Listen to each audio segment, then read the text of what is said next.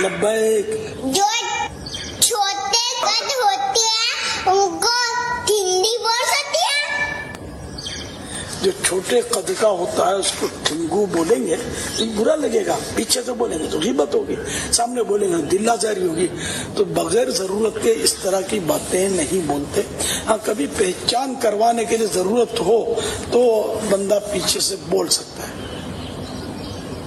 इसी तरह कोई पाँव से माजूर है तो उसको लंगड़ा बोलेंगे, कोई नाबीना है तो उसको हम बोलेंगे या ओए अंधे, है ना। तो इस तरह उसको दिल दुखेगा ना, उसका नहीं बोल सकते।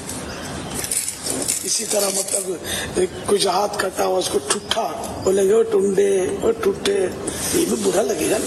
तो किसी में जो भी अगर ऐब है तो उस ऐब को बुराई बयान करने के तौर पर पीछे से बोलना यह गीबत है।